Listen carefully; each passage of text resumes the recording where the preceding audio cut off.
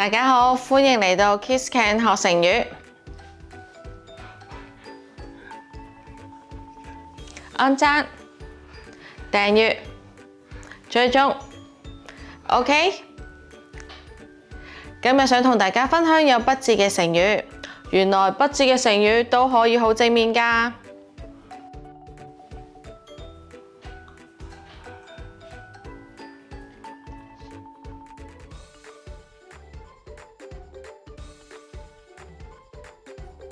首先，我哋俾一個叻嘅手勢，然後向下轉，代表失敗或者不成功。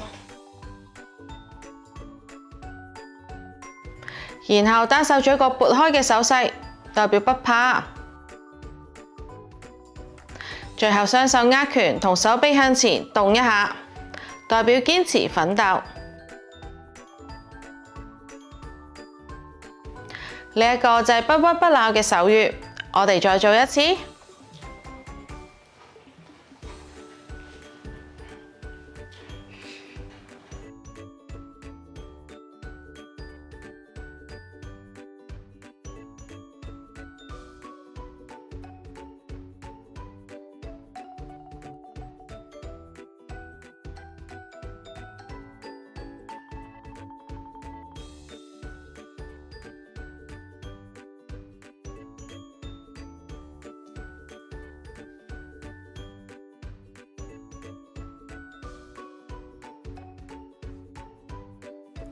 首先，手指喺面龐前張開再收埋。呢個時候，我哋嘅面部都要配合一個苦嘅表情。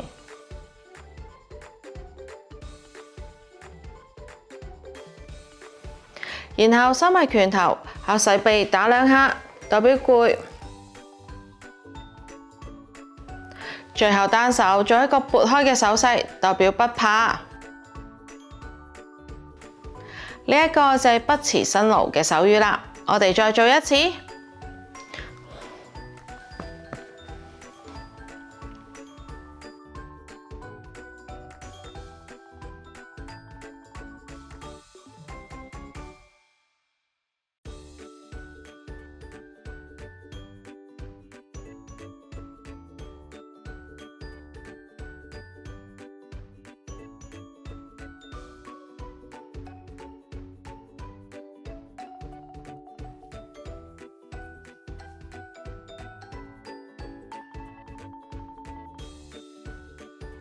首先，雙手拇指同尾指輕輕觸碰一下，然後其中一隻手向前移動一下，代表細。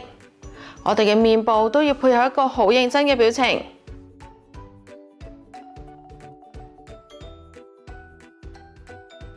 最後，食指同拇指做一個十字，一上一下向內拉攏，代表完美。呢一個就係無微不至嘅手語啦。我哋再做一次。